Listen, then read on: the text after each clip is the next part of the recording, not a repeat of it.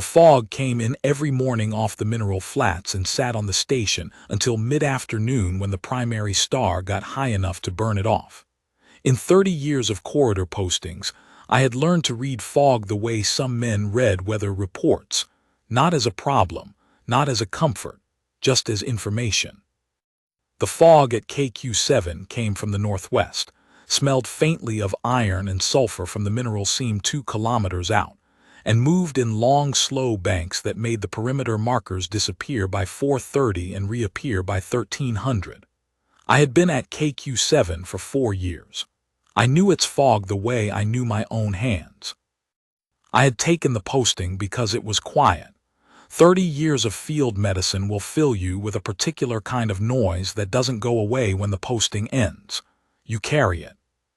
I had carried it from Soreth Station to the Velketh Corridor relay post to Orveth Junction 7, and then, when the compact offered me a decommissioned quarantine way station on a fog belt moon with one supply run every 3 weeks, and a welfare monitoring brief that amounted to logging any corridor travelers who stopped at the outer threshold, I said yes without asking any questions. There was a welfare monitoring brief because KQ7 sat on a secondary corridor used by displaced populations during the 3 compact transit reshufflings of the previous decade. People had passed through. Some had needed help.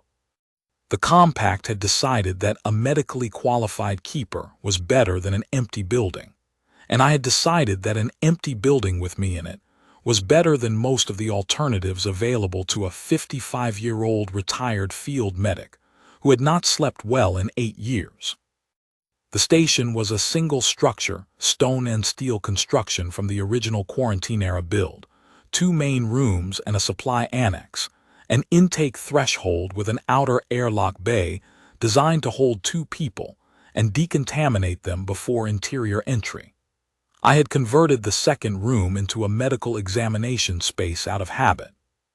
The supply runs left calibration equipment, ration supplements, a filing terminal that connected to the compact welfare network on a 4-hour delay, and enough grain paste compound to last the full 3-week stretch. I had a relay antenna on the roof and a library of compact medical protocol documentation that I had read in full twice and kept reading in sections when the fog was particularly settled and the work was thin. The morning she arrived was a standard fog morning. I had been up since 400 doing the daily environmental log, atmospheric pressure, mineral particulate, external temperature at the perimeter, moisture content at the intake threshold sensors. The sensors at the outer threshold had registered a contact at 517. Not unusual. Corridor travelers occasionally came off the secondary path and stopped at the threshold because the station's identification beacon was visible on their navigation equipment. I pulled on my coat and went to the intake bay. She was on the ground outside the outer door. Not fallen, arranged.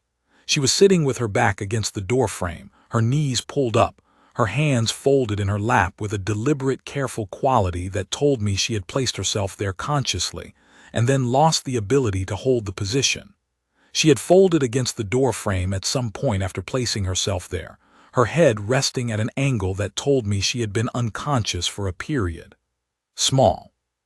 Ash lavender skin with a faint structural iridescence that I didn't recognize from any compact species file I had memorized. Pointed ears, the fine-boned ear structure of the northern corridor, Velnara subspecies if I was reading the anatomy correctly, which I wasn't certain I was because I had never treated a Velnara. Oversized eyes, closed. Hair the color of pale copper threaded with white, loose around her shoulders. She was wearing a robe that had once been ceremonial and was now worn to the point of translucence in places. She had wrapped it around herself and tucked the edges beneath her knees with the same deliberate quality as the hand position. She had been cold, and she had done what she could about it.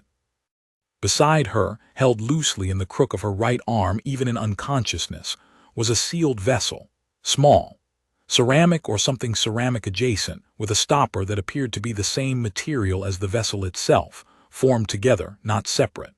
The vessel was about the size of my fist.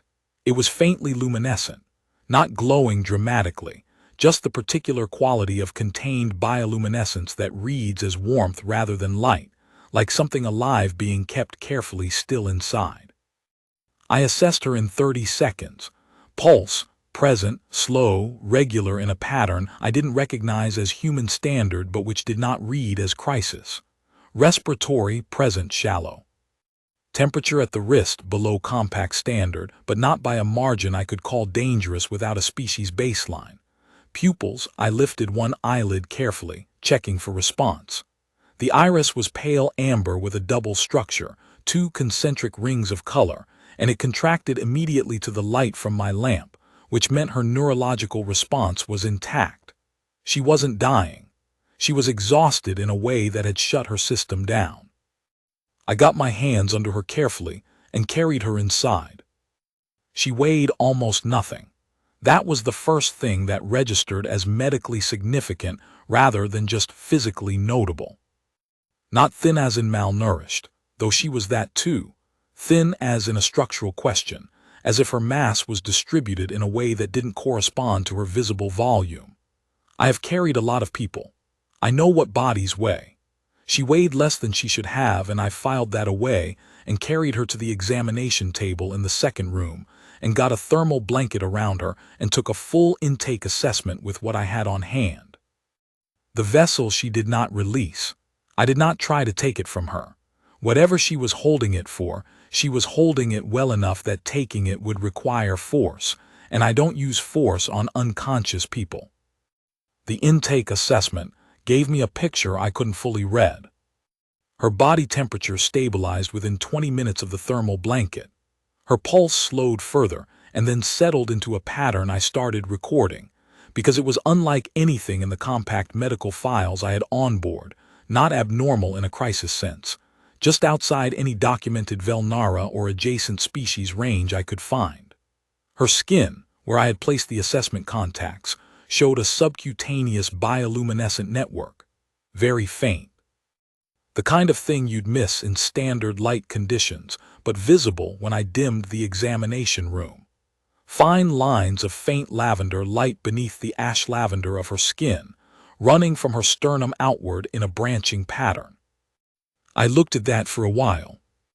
Then I went to the filing terminal and opened a welfare intake case. I logged her arrival time, her approximate age. I wrote small, as in clearly a child, because I had no species baseline for developmental markers, and her condition on arrival: exhausted, malnourished, unconscious, stable. I opened an Article 14 bilateral welfare hold under the Compact Medical Protocol, which gives a welfare-qualified keeper 48 hours to conduct a full assessment before any transfer or collection action can be initiated against a subject in medical care. I had used Article 14 11 times in my career, and I knew its language the way I knew my own pulse. I filed it at 5:41. The 4-hour transmission delay meant it would reach the compact welfare network at approximately 9:41, at which point the hold would be active and logged. Then I went back to the examination room and sat in the chair beside the table and waited. She woke at 8:20. The waking was gradual, not the sudden surface of someone jolted out of sleep, but the slow return of someone who had gone somewhere deep and was coming back by choice. The pulse pattern changed first, a slight acceleration, a smoothing of the irregular intervals. Then her hands shifted, both of them moving to the vessel, checking it by feel without opening her eyes, confirming it was there. When she was satisfied with that, she opened her eyes and found me. She was still for a long moment. I did not move. I sat in the chair with my hands visible on my knees and let her look at me and take her time deciding what she thought about what she saw. I am 55 years old and I look it. I have the build of someone who has done physical work in cold conditions for 3 decades. I am not a small or soft-looking person. I have learned that the way to manage that fact, when someone small and frightened wakes up and finds me sitting beside them, is to hold absolutely still and let them run the inventory. She looked at me for about 40 seconds, then she looked at the ceiling, then the room, Then the thermal blanket which she touched with one hand while keeping the other on the vessel. Then me again. "You're safe," I said. I said it in standard compact trade language because I didn't know what she spoke, and trade language is the widest net. "You came to the outer threshold. You collapsed. I brought you inside." She blinked. Her double-iris eyes moved with a slight delay between the two rings that I found myself watching, because it had a particular quality I couldn't name, like watching something that was paying two kinds of attention at once. "Station," she said.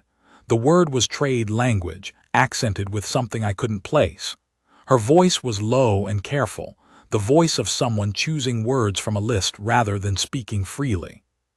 "Yes, Quarantine Way Station KQ7. I'm the keeper. My name is Davin."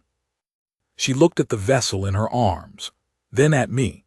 Her expression did not change, but something in the quality of her stillness changed, some calculation completing itself behind the double-iris eyes. "You did not take it," she said. "No." Another long pause. "You could have." "Yes." She absorbed this. The double-iris blink again, that slight delay. Then, very quietly, I was given to understand that humans take things. "Some do," I said. "I'm a medic. I try to take things with consent." Something shifted in her face then. Not a smile, not exactly. More like the muscles around her eyes made a small adjustment that suggested she had updated something she was tracking internally. "I need to eat," she said, "and then I need to ask you something." I fed her. Grain paste compound and a ration supplement and a sealed water unit, which she ate and drank with the focused efficiency of someone performing a necessary function rather than experiencing it. She held the vessel in her lap the whole time. I didn't ask about it.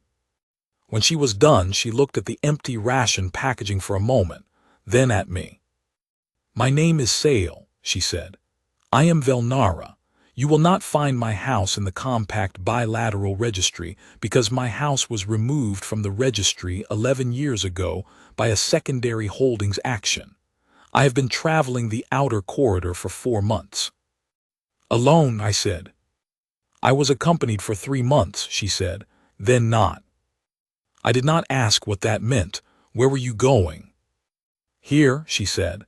Then, seeing my expression, "I was given the station's beacon frequency by someone who knew the keeper's name. I was told the keeper was a medic. I was told he knew when not to ask questions." I thought about who might have told her that. I had been at KQ7 for 4 years. I had kept welfare holds on 11 individuals, filed documentation for 6, helped 3 reach secondary corridor welfare networks. Word moved in the outer corridor. Word about a station that would open its door without immediately querying your registry status moved faster than most. "What do you need medically?" I said. She held up the vessel. In the examination room's light, it was clearly luminescent, a soft, low pulse of light that came and went on a 3-second interval. Not external light, something inside it. "This is Velnara bioluminescent fluid," she said. "My own production. It has compact documented healing properties for a narrow range of conditions affecting organic tissue. It is," she paused, "it is what my house was harvested for." When the secondary holdings action removed us from the bilateral registry, the justification was a commercial classification of our biological output as proprietary medical inventory.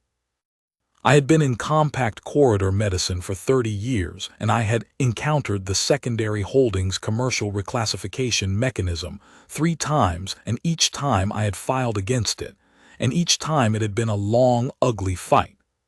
"They classified your people as medical resource producers," I said. "Yes." No affect in her voice, just the careful word choice of someone who had had a long time to get the feeling out of it. "And the fluid cures you of something as well," I said. This was not a question. The subcutaneous bioluminescent network I had seen under her skin during the assessment, the particular exhaustion that had put her on the ground outside my door. I had been running the inference chain since 600. She looked at me with the double iris eyes, and the two rings moved with their slight delay. "It is a byproduct of my own system," she said. "I produce it, but it degrades if not processed. If it degrades inside the production network, it becomes toxic to the host. The only way to prevent that is regular extraction and sealing. I can extract and seal it myself, but I cannot administer the therapeutic dose to myself after extraction. The angles don't permit it." "Where does it go?" She tilted her head slightly. "Applied to the base of the skull. The posterior integration point. There is a—" she touched the back of her own neck, just below the hairline, where I could now see a faint structural feature I had read as a secondary joint, but which was apparently something else. "There is an interface point. The fluid needs to be applied there by another person. It absorbs in approximately 4 minutes, and the therapeutic cycle completes in 48 hours. I ran the timeline. "How long since your last application?" A pause. 11 days. The safe window was shorter than that. I could see it in the subcutaneous network, the brightness slightly wrong, slightly hot compared to what I imagined the baseline should be. Not crisis yet. Getting there. "And to do it," I said, "I have to close my eyes." She looked at me. Whatever she had expected me to say, it was not that. "You know the Velnara application protocol," she said. "I read the medical literature," I said. "When I was waiting for you to wake up, I read everything I had access to on bioluminescent biosynthetic fluid production in corridor species. The Velnara entry in the compact xenobiology cross-reference is 11 years old and marked as pending registry review, but the medical literature on the fluid properties is older than the reclassification. The therapeutic application requires the administering person to close their eyes for the duration of the absorption period. Because the fluid's bioluminescent output at full saturation is. It is involuntary," she said quietly, "and at the moment of application the output is significant. If the administering person sees it, the Velnara is visible in a way that." She stopped. The secondary holdings action began with an observation, a census taker who saw the moment of application without being instructed to close his eyes. He filed a report. The report reached the Commercial Classification Division. My house was in the registry 3 months later, reclassified as proprietary medical inventory. She looked at the vessel. "The closing of the eyes is not a ritual. It is a practical measure. The Velnara cannot control the output at the moment of application. It is like," she paused, searching for an analogy I would understand. "It is like a medical marker.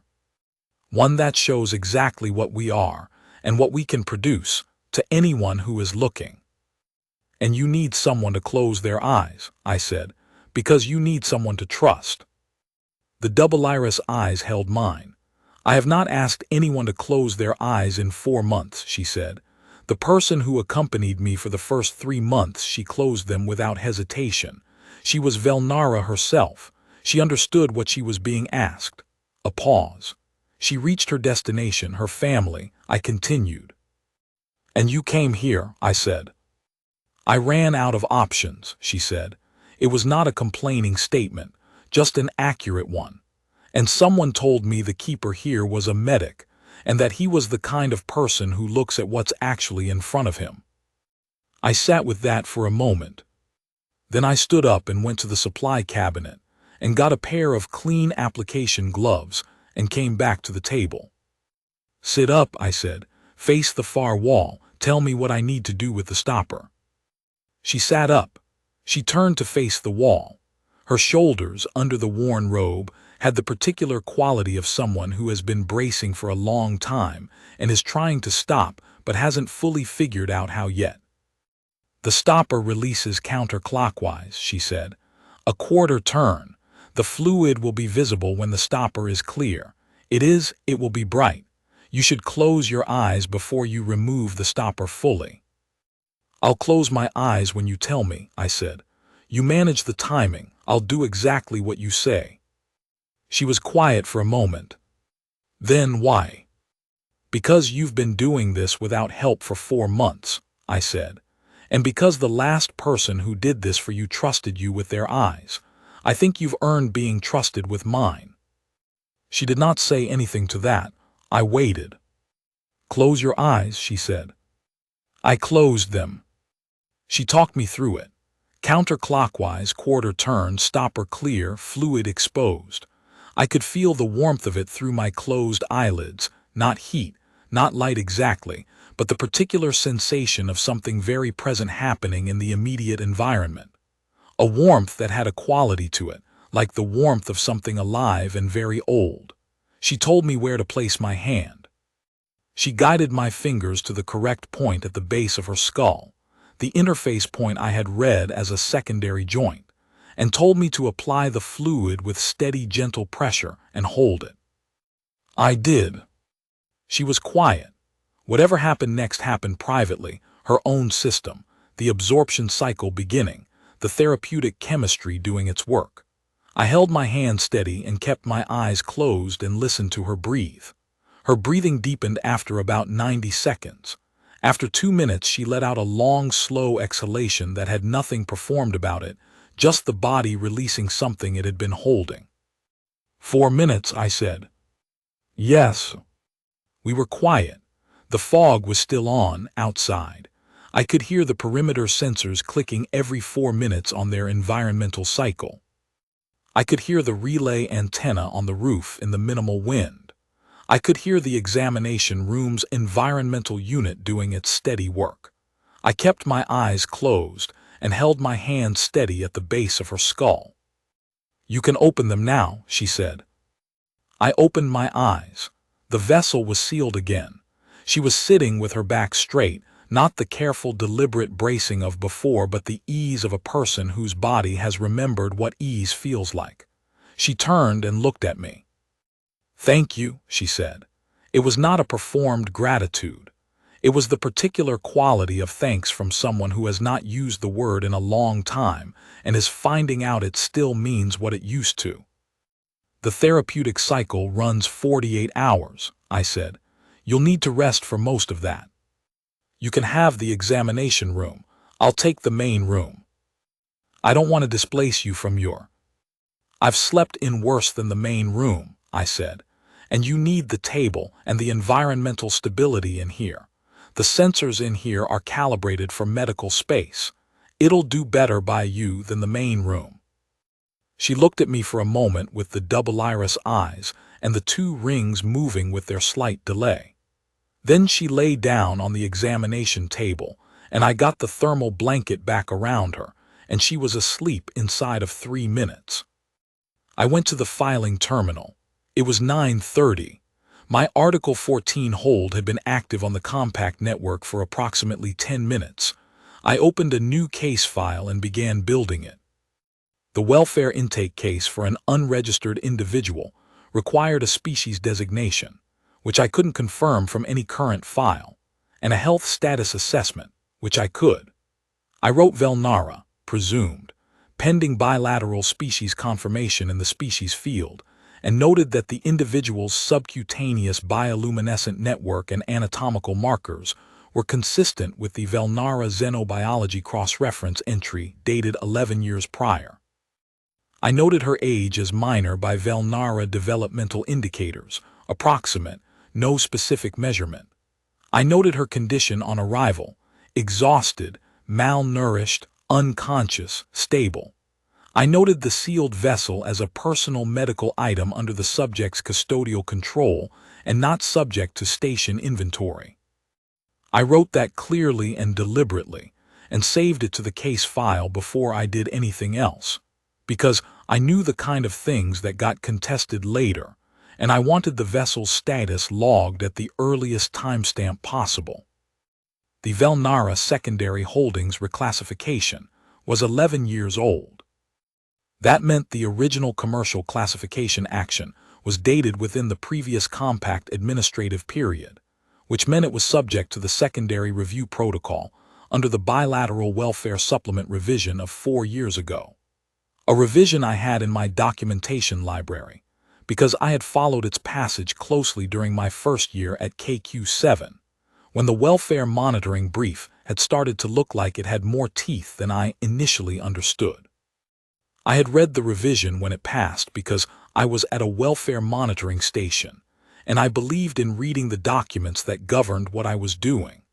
I had read all 112 pages of it over 3 evenings, and I had made notes on the sections that seemed most likely to matter, and then I had filed the notes in the documentation library and gone back to the environmental log. I went back to those notes now. I read through the revision for 2 hours. I found what I was looking for at page 89, subsection 14, paragraph 3. A commercial classification of a sapient registered being's biological output as proprietary medical inventory was explicitly superseded by the welfare supplement's primary protection clauses in any case where the classified output was essential to the biological health of the producing individual. Sales fluid was essential to her survival. The commercial classification could not override her right to produce and administer it in the context of her own health maintenance. The secondary holdings action that had removed her house from the bilateral registry was, on the face of the subsection 14 provision, void as applied to any Velnara who required the fluid for their own therapeutic cycle. The void determination didn't restore the registry status automatically. It would need a bilateral panel review, but a void finding meant the commercial asset writ that any recovery team might present had no force. The asset wasn't legally classifiable as an asset, not under the current supplement. I filed the void claim at 11:43. The recovery team arrived at 1600. There were 4 of them, a Velketh secondary holdings coordinator in a transit authority coat, 2 operatives in field gear who parked their crawler at the outer perimeter and stayed with it, and a documentation specialist who came to the threshold with the coordinator. They had a commercial medical asset writ. I read it through the threshold camera before I went out to meet them. The writ was dated 3 days ago. It named a Velnara biological output producer, female, minor age by Velnara developmental standard, with a sealed vessel of proprietary bioluminescent fluid. It named KQ7 as the probable location based on corridor transit records. Someone on the outer corridor had been tracking her movements. I put on my coat and went out to the threshold. "Station keeper," the coordinator said. He was efficient. "I have a commercial medical asset recovery writ for a Velnara subject currently believed to be on these premises. I'll need access to the station to conduct the collection." "I have an Article 14 bilateral welfare hold logged at 5:41 this morning," I said. "The hold covers any individual in medical care at this station. It's active on the network right now if you want to pull it." He pulled it. His documentation specialist checked it. The coordinator's expression did not change in any way that would have been legible to someone who hadn't spent 30 years reading people. "The welfare hold doesn't supersede a commercial asset writ," he said. "The welfare hold doesn't have to," I said. I also filed a subsection 14 void claim at 11:43, which you can also pull. If the commercial classification is void as applied to this individual, the writ has no legal instrument behind it. You can't execute a writ for an asset that isn't classifiable as an asset. The coordinator looked at his specialist. The specialist was quiet for a moment. "The void claim is showing filed," she said. "It's pending bilateral panel review." "Pending," the coordinator said. "Pending is still filed," I said. "And the bilateral panel review process takes a minimum of 14 days. Under the current supplement, a pending void claim suspends the execution of any related collection action until the panel issues its determination. That's page 41, section 7. The coordinator knew page 41, section 7. I could see it in his face. He had just been hoping I didn't. "We'll be at the perimeter," he said. "You're welcome to wait," I said. I meant it genuinely. The 14 days would give sales therapeutic cycle time to complete and give me time to build the full panel case. I had been filing welfare documentation for 30 years. I was not in a hurry. They stayed at the perimeter for 3 days. Sale slept for most of the first 48 hours. I brought her food when she surfaced to eat, which she did 4 times in the first day and twice in the second, and I sat with her in the evenings and we talked when she wanted to and were quiet when she didn't. I told her about the void claim and the coordinator at the perimeter and what the 14-day review meant. She listened with the double iris attention and the slight delay in the blink that I had started to understand as the quality of someone processing information on multiple levels at once. "They'll contest it," she said. "Yes," I said, "I expect them to." "Do you think the panel will find for the void?" "I think subsection 14 is clear," I said. "I think the commercial classification is void as applied to any Velnara who requires the fluid for their own therapeutic cycle, and I think the panel will read it that way because the language is explicit. But panels take time, and I can't promise you the outcome." She was quiet for a moment. Then, "You filed the void claim at 11:43. "Yes." "You had been awake since 400, she said. "You conducted my intake, held the Article 14, administered the therapeutic application, and then read 90 pages of bilateral supplement documentation before filing the claim, all before the recovery team arrived." "I had the documentation in my library," I said. "I just needed to find the right section." The double iris eyes held mine. "My house was removed from the bilateral registry 11 years ago," she said. "We had 3 filings from legal advocates on our behalf in the first year. All 3 were told that subsection 14 didn't apply." "Subsection 14 was revised 4 years ago," I said. "The revision was specifically added to close the gap the original commercial classification mechanism had exploited. The advocates who filed in the first year were working with the old text. The new text is explicit." She absorbed that. "Did you know about the revision before I arrived?" "I knew about the revision," I said. "I didn't know it applied to a case like yours until I started reading this morning." Another pause. "But you read until you found it." "I usually do," I said. On the second day of the therapeutic cycle, she sat up and asked if she could walk. I said yes.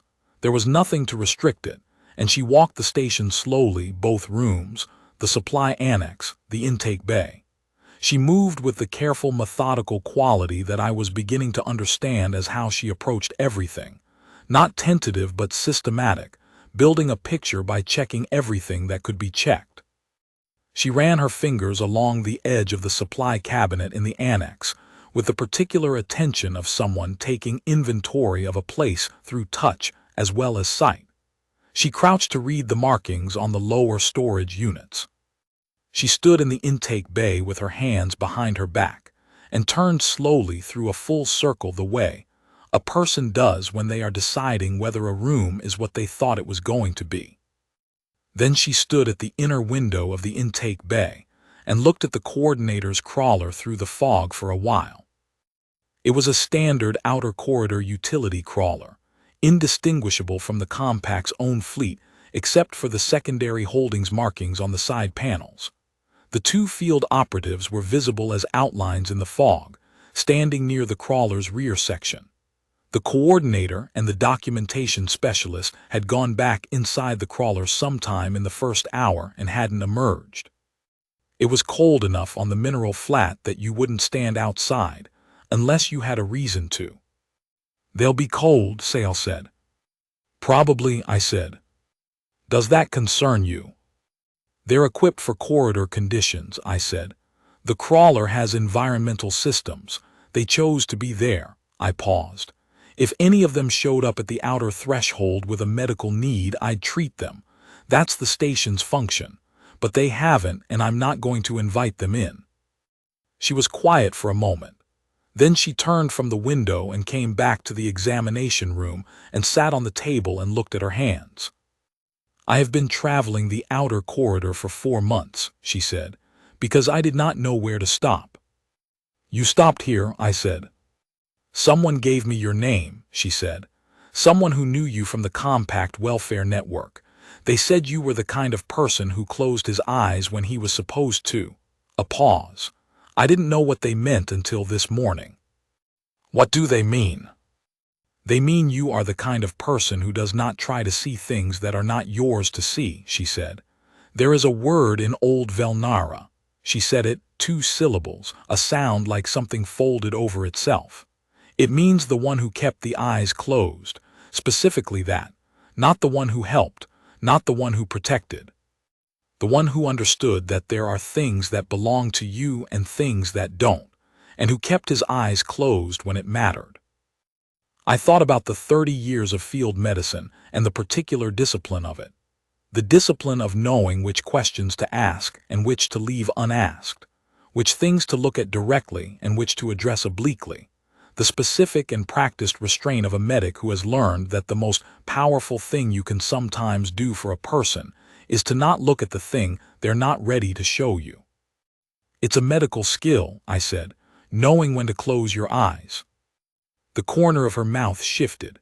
That small adjustment of the muscles around her eyes again, the one that was almost a smile.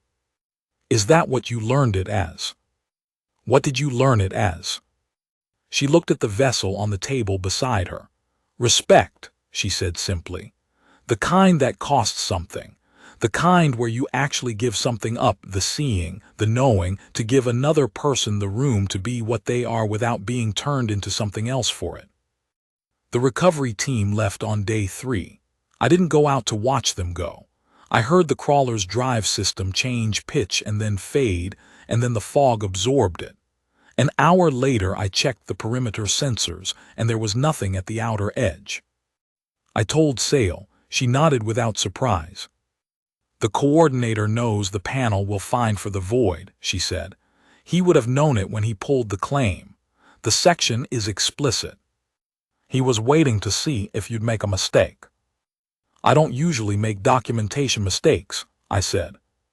"No," she said, "I don't think you do." On the 3rd day she was fully recovered, the subcutaneous network visible through her skin at a depth and brightness that felt like baseline to me, though I had no baseline to compare it to. I noted it as healthy appearing and added it to the case file. She ate a full ration and stood at the outer threshold door and looked at the fog and breathed the mineral air for a long time without saying anything.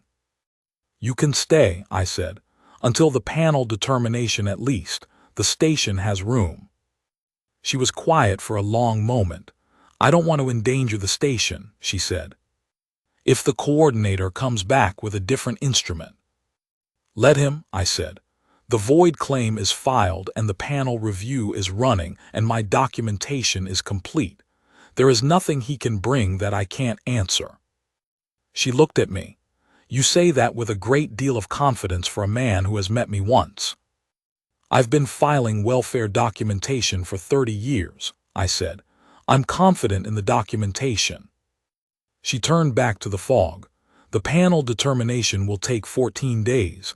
After that," she stopped. "After that is 14 days from now," I said. "That's a problem for 14 days from now." She turned back from the fog and looked at me with the double iris eyes and the slight delay in the blink, and whatever it was, she was running at 2 levels of attention at once. Then she went back inside. She stayed. The therapeutic cycle required a second application on day 5. She told me the timing in the afternoon of day 4, matter of fact, clinical, the same careful word choice. I said yes. She sat on the examination table and faced the wall, and I got the application gloves, and I closed my eyes when she told me, and I kept them closed for 4 minutes, and kept my hand steady, and listened to her breathe, and heard the long, slow exhalation at the 2-minute mark that meant her body remembered what it was supposed to do when someone was trustworthy enough to help it. "Open them," she said. I opened them. She turned around and looked at me in a way she hadn't before. Not the assessing look of the first morning, not the calculating inventory look of a person deciding whether something is safe. Something that had completed itself in those 4 minutes. some final piece of the question she had been running since the fog morning she appeared on my threshold. "The old word," she said. "The one that means the one who kept the eyes closed. My mother used it for one other person in my memory, a woman who had been treating our house's medical needs for many years before the reclassification. She was not Velnara. She was a compact corridor medic who learned our medical requirements and never once asked to see what happened during the application. My mother said the word for her at the end, when we were leaving the registry, when everything was being taken." She paused. I didn't think I would hear it said again. "What does it mean?" I said. "All of it, not just the one who kept the eyes closed, all of what it means." She thought about this. "It means the one who understood that what we are is ours," she said, "not a discovery to be made, not a resource to be catalogued, not a marker to be filed in a commercial classification report. What we are is ours. And this person understood that and kept the knowledge closed in their hands instead of open in the world and gave it back to us whole." I thought about 30 years of field medicine, the particular discipline of the work, the calibration you develop, if you develop it correctly, for the difference between seeing something that helps you help a person and seeing something that belongs only to them. The specific and practiced act of closing your eyes when someone needs you to, and keeping them closed for 4 minutes while they do something that is theirs to do and not yours to watch. "I just did what the protocol required," I said. The corner of her mouth shifted. "No, you didn't," she said. "The protocol requires the eyes to be closed. The protocol says nothing about what you do while they're closed. You held completely still for 4 minutes. A lot of people close their eyes but keep moving, keep adjusting, make it known that they are waiting for it to be over. You held still." "I was a field medic for 30 years, I said. "I learned to hold still." "Where did you learn it?" I thought about that. "From the patients," I said. "From watching what stillness does for them when they're frightened. It doesn't fix anything, but it tells them that the space they're in right now isn't dangerous because of you, that they don't have to spend attention on you. They can spend it on getting through whatever they're getting through." She looked at me for a long time. Then she said, "My house had 340 people in it when the secondary holdings action was filed. The reclassification was contested for 2 years. At the end of the 2 years, the house was dissolved and the registry entry was voided. The 340 people went different ways on the outer corridor.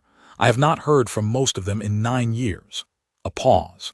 "I have been thinking for the past several days about subsection 14. About the fact that it exists. About the fact that someone in the compact administrative structure looked at what happened to my house and to houses like ours and wrote a provision that explicitly closed the gap. That said, this cannot be done again. Not this way, not to these people." "Someone did," I said. 4 years ago," she said. 9 years after the reclassification." "Yes." "That means someone was still paying attention," she said. 9 years later, someone in the compact administrative structure still had a file open." "Probably more than one someone," I said. She was quiet for a moment. "I have spent 4 months on the outer corridor believing that no one had a file open anymore, that the house was dissolved and the path forward was only what I could make for myself." She looked at the vessel on the table beside her. "I don't know if I was right or wrong about that. I don't know where 338 other people are. I know I am here, and the void claim is filed, and the panel determination will come in 14 days. She looked at me. "And I know that someone read until they found the right section." "I usually do," I said. "The panel determination came in 11 days, not 14. I was at the filing terminal doing the environmental log when the transmission arrived. Void finding upheld. Commercial classification inapplicable as per subsection 14 paragraph 3 of the Bilateral Welfare Supplement revision. Secondary holdings action invalid as applied to any Velnara individual for whom the bioluminescent fluid production is essential to biological health maintenance." A notation that the bilateral panel was referring the original commercial classification instrument to the broader compact administrative review board for assessment of its applicability to any remaining classified Velnara individuals.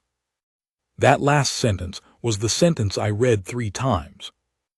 Any remaining classified Velnara individuals, plural, still plural in the compact's administrative picture, which meant the Administrative Review Board's files were not as empty as Sale had feared, which meant someone, somewhere in the compact welfare network, still had the case open.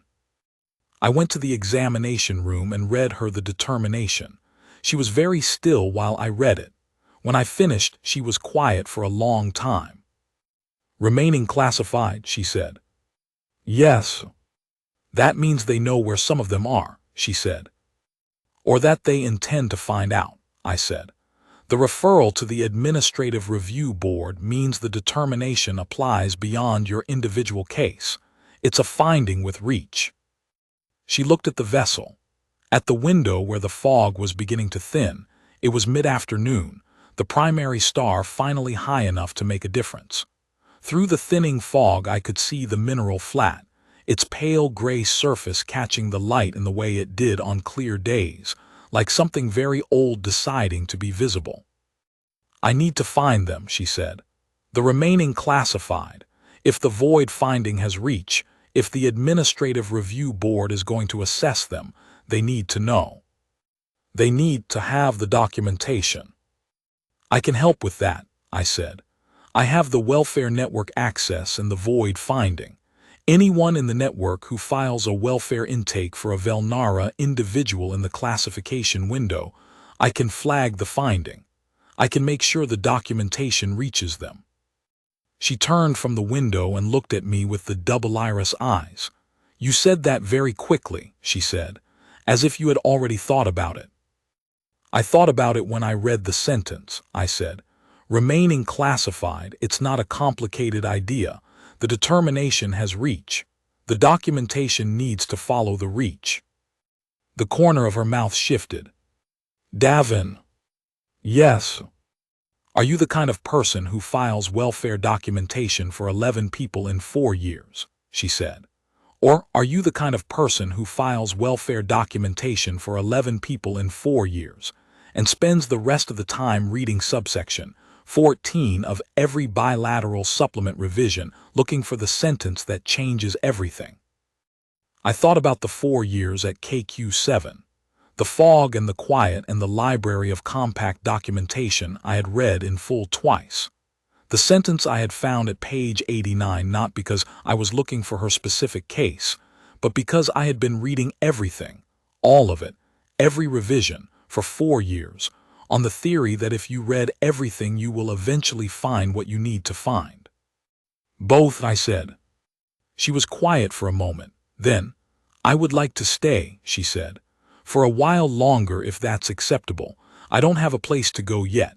And the outer corridor is I would like to stay somewhere that has a filing terminal and someone who reads things." "The station has room," I said. "The welfare monitoring brief covers anyone in legitimate medical need. You qualify." "My therapeutic cycle runs every 4 days," she said. "I know," I said. "I'll manage the timing." She turned back to the window. The fog had cleared enough now that the full flat was visible, pale gray and old, and catching the afternoon light in that particular way. Somewhere in the distance, the mineral seam ran 2 kilometers out beneath the surface, doing what it had always done, producing what it produced, old and uninterruptible and entirely its own. "The word," she said, "the one that means the one who kept the eyes closed." "Yes." "I would like to teach you to say it," she said, "correctly, not just what it means, how to say it. It has 2 syllables, but the second one does something the trade language alphabet doesn't have a character for." She turned from the window and looked at me. "I want you to be able to say it, not because I'll use it for you, I already know whether it applies, but because you should be able to say it yourself in the right language so you know what it is when you're doing it." "Teach me," I said. She taught me. I got it wrong twice. The second syllable was, as she had said, something the trade language alphabet didn't have a character for, a kind of held sound, a breath that stayed in the mouth before it left, the physical act of keeping something still before releasing it. I practiced it for a while. The fog came back as the primary star moved lower, and the perimeter sensors clicked their 4-minute cycle, and the environmental unit ran its steady course, and I practiced the second syllable of a word in Old Velnara until I could say it the way she said it was supposed to sound.